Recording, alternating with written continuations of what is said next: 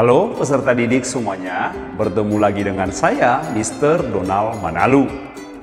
Jadi Ananda sekalian, pada video pembelajaran sejarah Indonesia di kelas 11 kali ini, Sir Donald akan melanjutkan materi kita di bab 6 dengan materi pembahasan pembentukan pemerintahan pertama Republik Indonesia. Ini menandakan bahwa semenjak kemerdekaan kita pada 17 Agustus 1945, banyak hal yang harus dibenahi. Nanti juga kita akan mendengarkan yang pertama adalah bagaimana hasil sidang PPKI. Yang kedua adalah pembentukan kelengkapan pertahanan. Karena ingat, suatu negara merdeka tentu membutuhkan yang namanya faktor keamanan, yaitu militer, untuk melindungi kedaulatan negara. Jadi supaya Ananda lebih paham tentang materi di bab 6 ini, silahkan simak penjelasan video berikut ini. Pembentukan pemerintahan pertama Republik Indonesia. Suatu negara merdeka, jika sudah memerdekakan diri, tentu akan membutuhkan yang namanya pengakuan secara de facto dan de jure. Apa itu pengakuan secara de facto? Pengakuan de facto itu adalah pengakuan negara lain jika suatu negara telah memiliki 3 syarat, yaitu wilayah, rakyat, dan pemerintahan. Sedangkan pengakuan de jure adalah pengakuan negara lain berdasarkan hukum-hukum internasional.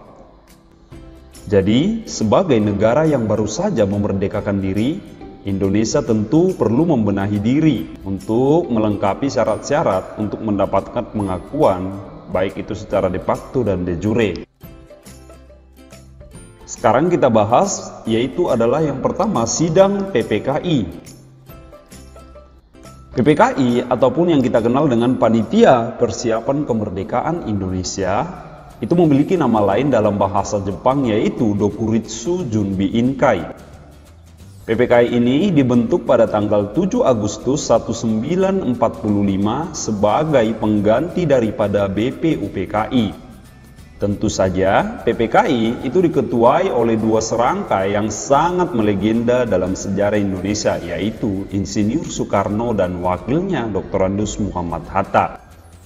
Pada pertemuan sebelumnya kita sudah membahas ada 21 anggota daripada PPKI ini. Yang menjadi pertanyaan, sidang pertama PPKI yang dilangsungkan pada tanggal 18 Agustus atau tepat 1 hari setelah kemerdekaan Indonesia menghasilkan apa? Itu yang paling penting. Jadi, sidang pertama PPKI itu diselenggarakan pada tanggal 18 Agustus 1945 pada pukul 11.30 di Pejambon, ataupun sekarang kamu kenal sebagai Gedung Departemen Luar Negeri. Hasilnya adalah yang pertama, mengesahkan Undang-Undang Dasar 1945. Inilah adalah dasar hukum negara Indonesia. Yang kedua adalah memilih dan mengangkat presiden dan wakil presiden, yaitu Insinyur Soekarno dan Dr. Andes Muhammad Hatta, tapi dengan cara aklamasi. Ini adalah ide daripada Otto Iskandar Dinata yang mengatakan bahwa pemilihan itu berdasarkan aklamasi. Apa itu aklamasi, Sir? Aklamasi adalah dengan cara ditunjuk berdasarkan suara terbanyak. Jadi berdasarkan suara terbanyak, sidang PPKI resmilah ditunjuk Soekarno-Hatta sebagai presiden dan wakil presiden Indonesia. Yang ketiga, adapun tugas presiden sementara ini akan dibantu oleh yang disebut dengan Komite Nasional, sebelum dibentuknya lembaga MPR dan DPR. Jadi pada masa ini MPR belum ada dan DPR juga belum dibentuk. Jadi untuk sementara waktu itu dibantu oleh Komite Nasional. Kita lihat sidang kedua PPKI yang berlangsung pada tanggal 19 Agustus 1945, berarti langsung dilanjutkan pada keesokan harinya. Sidang kedua ini menghasilkan beberapa hasil sidang. Yang pertama adalah membentuk 12 kementerian serta 4 menteri negara. Ingat, membentuk 12 kementerian serta 4 menteri negara. Yang kedua adalah membentuk pemerintahan daerah, di mana Indonesia itu dibagi menjadi 8 provinsi yang dipimpin oleh seorang gubernur. Dan 8 provinsi itu meliputi Jawa Barat, Jawa Tengah, Jawa Timur, Borneo ataupun Kalimantan, Sulawesi, Maluku, Sunda Kecil, dan Sumatera. Itu adalah 8 provinsi yang pertama kali berdiri atau yang paling tua setelah kemerdekaan Indonesia. Ini adalah 12 kementerian yang saya katakan tadi, yang merupakan 12 kementerian yang dihasilkan dalam hasil sidang PPKI yang kedua. Bisa kamu lihat dalam video, ada Menteri Luar Negeri ataupun Menlu, ada Menteri Dalam Negeri, Kehakiman, Keamanan, Penerangan, Keuangan, Kemakmuran, ada Perhubungan, Pekerjaan Umum, Sosial, Pengajaran ataupun Pendidikan, dan Kesehatan. Dan 4 Menteri Negara itu ada Muhammad Amir, Wahid Hasim, Mr. Sartono, dan Otto Iskandar Dinata. Sekarang kita lihat, itu ada sidang ketiga PPKI. Pada sidang ketiga ini yang dilangsungkan pada tanggal 22 Agustus, itu menetapkan hasil sidang ada 3. Yang pertama, menetapkan Komite Nasional Indonesia Pusat atau yang dikenal dengan KNIP. Yang kedua adalah membentuk Partai Nasional ataupun dikenal dengan PNI. Nanti sebenarnya partai-partai, ada banyak partai lalu digabungkan menjadi ke dalam suatu partai yang disebut dengan PNI. Yang ketiga adalah membentuk Badan Keamanan Rakyat ataupun Tentara Nasional. Tapi pada zaman dahulu namanya adalah BKR, yaitu Badan Keamanan Rakyat. Jadi itu adalah 3 hasil sidang daripada sidang PPKI yang ketiga pada tanggal 22 Agustus 1945. Sekarang kita lihat bagaimana sejarah pembentukan kelengkapan pertahanan negara Indonesia. Ingat, suatu negara wajib memiliki yang namanya ketahanan negara. Dalam hal ini berarti kita berbicara militer. Negara kita memiliki militer yang dikenal sekarang dengan nama TNI. Tapi pada zaman dahulu namanya berbeda dengan yang sekarang. Untuk lebih lanjut silakan simak penjelasan berikut. Jadi sejarah panjang daripada Badan Pertahanan Negara kita itu berawal dari BKR ataupun Badan Keamanan Rakyat. Beberapa minggu setelah proklamasi kemerdekaan, Presiden Soekarno masih bersikap berhati-hati. Ingat, masih bersikap berhati-hati. Hal ini karena apa? Karena berkaitan dengan sikap Jepang yang tidak senang bila terjadi perubahan status quo di Indonesia. Apa itu status quo? Status quo itu adalah status dari yang sebelumnya status kita adalah bangsa yang terjajah menjadi bangsa yang merdeka. Jadi di sini Jepang masih belum menerima kemerdekaan Indonesia. Apalagi kita tahu tentara Jepang masih berada di Indonesia. Jadi Soekarno di sini bersikap berhati-hati untuk mencegah yang namanya terjadinya pertumpahan darah. Sikap ini diikuti dengan ketidaksenangan para pemuda yang bersifat revolusioner, artinya lebih bersifat berapi-api. Oleh karena itulah, para pemuda mempelopori pembentukan badan-badan perjuangan. Dan akhirnya nanti menghadapi ini, PPKI resmi membentuk sesuai dengan hasil sidang PPKI yang ketiga membentuk BKR. Yaitu suatu badan yang dibentuk dengan tujuan untuk memelihara keselamatan masyarakat dan keamanan di berbagai wilayah BKR. Ingat, BKR merupakan bagian daripada BPKKP atau Badan Penolong Keluarga Korban Perang. Anggota-anggota BKR ini berasal daripada pemuda Indonesia yang sudah memiliki pendidikan militer, artinya sudah memiliki dasar-dasar militer. Sebagai contohnya, ada yang mantan daripada Heiho, PETA, KNIL, dan ada organisasi-organisasi lainnya. Artinya mereka ini adalah organisasi-organisasi semi-militer dan militer bentukan Jepang di Indonesia. BKR ataupun Badan Keamanan Rakyat ini sendiri berpusat di Jakarta dan dipimpin oleh Moesreni Moikmin. BKR beberapa kali mengalami perubahan nama, tapi pada akhirnya menjadi Tentara Nasional Indonesia ataupun yang kamu kenal dengan TNI. Selain di Jakarta, pembentukan BKR itu dipelopori oleh Aruji Kartawinata yang berada di Jawa Barat, Mustopo di Jawa Timur, dan Sudirman di Jawa Tengah. Ada beberapa daerah yang tidak mendengar kabar bahwa adanya pembentukan BKR ini, tapi nanti pada akhirnya daerah-daerah tersebut membentuk organisasi yang kelak menjadi inti tentara. Dan bagi pemuda yang tidak setuju dengan pembentukan BKR, mereka membentuk badan-badan perjuangan sendiri.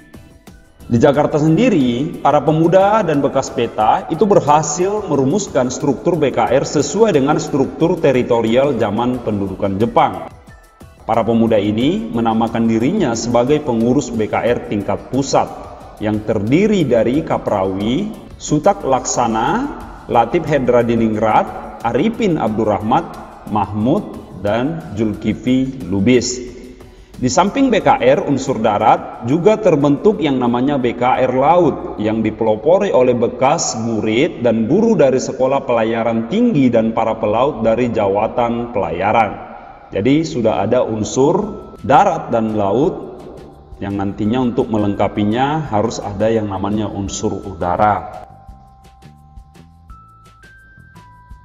Hingga bulan September setelah kemerdekaan Indonesia, Presiden Soekarno dan Wakil Presiden kita Muhammad Hatta masih belum membentuk kesatuan tentara. Artinya, Indonesia belum memiliki kesatuan dan organisasi ketentaraan secara resmi dan profesional. Para pemuda di sini semakin memberontak dan tidak puas dengan keberadaan BKR.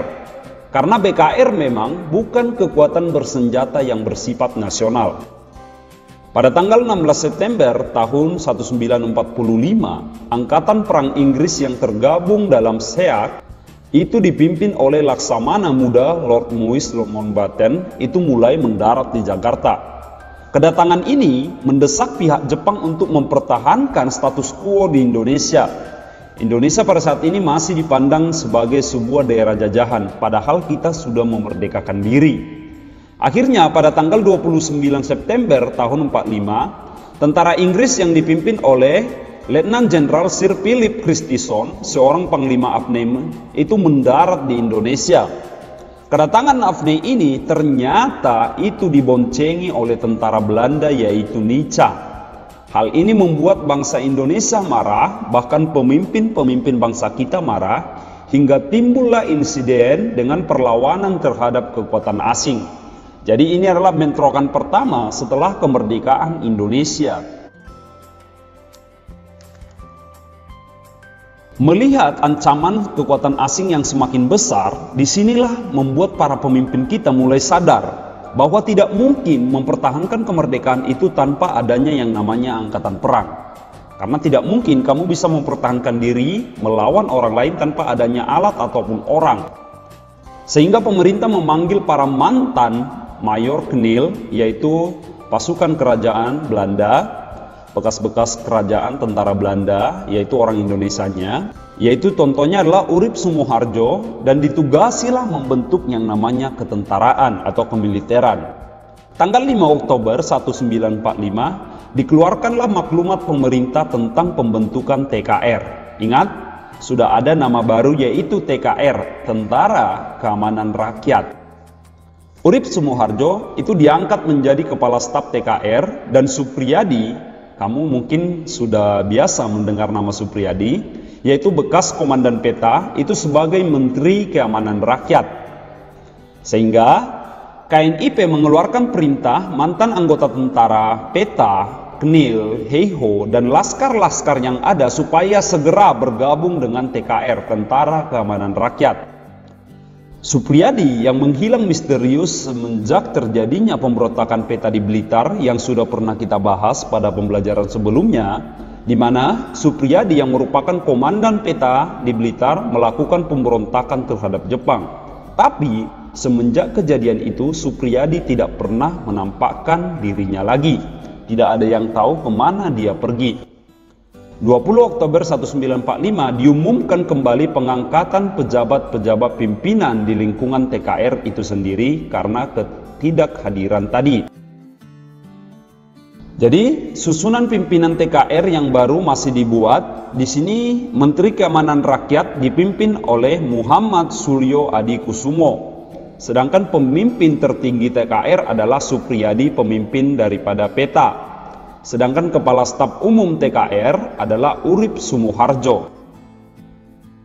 Tapi disinilah yang saya katakan, Supriyadi tak pernah kunjung datang hingga sampai kapanpun. Sehingga otomatis yang menggantikan beliau adalah Urip Sumuharjo yang memimpin operasional TKR itu sendiri. Urip Sumuharjo lebih memilih bermarkas di TKR di Yogyakarta dan membagi wilayah TKR menjadi 16 divisi. Pada tanggal 12 November 1945 diadakanlah pemilihan pemimpin Tentara Keamanan Rakyat yang baru. Rapat ini dipimpin langsung oleh Urip Sumuharjo, di mana hasilnya adalah Kolonel Sudirman diangkat sebagai Panglima Besar TKR dan dilantik pada tanggal 18 Desember 1945. Pangkat Sudirman kemudian langsung naik menjadi jenderal dan Urip Sumuharjo sebagai letnan jenderal. Jadi inilah awal karir naiknya nama Sudirman menjadi pemimpin tertinggi TKR. Jadi dalam video ini bisa kita lihat bersama-sama mulai semenjak kemerdekaan Indonesia hingga zaman revolusi, bisa kita lihat sejarah pembentukan BKR hingga TNI. Dimulai dengan nama tadi yaitu BKR, Badan Keamanan Rakyat, lalu dibentuk yang namanya TKR, sempat mengalami nama yaitu menjadi TRI ataupun Tentara Rakyat Indonesia, lalu terjadi lagi mengalami perubahan nama Tentara Nasional Indonesia TNI, tapi pada tahun 1950 berubah menjadi APRIS ketika negara kita berbentuk Republik Indonesia Serikat. Lalu pada tahun-tahun itu juga berubah nama menjadi ABRI, Angkatan Bersenjata Republik Indonesia. Lalu pada tahun 98, perubahan politik pada masa reformasi mempengaruhi keberadaan ABRI. Memang pada tahun-tahun ini pada masa runtuhnya Orde Baru terjadi perubahan di mana ABRI ini adalah gabungan antara TNI dan polisi. Lalu terjadi pemisahan diri antara polisi dan TNI. Lalu pada tahun 1999, Polri memisahkan diri dari tubuh ABRI. Jadi artinya polisi berdiri sendiri, tentara berdiri sendiri.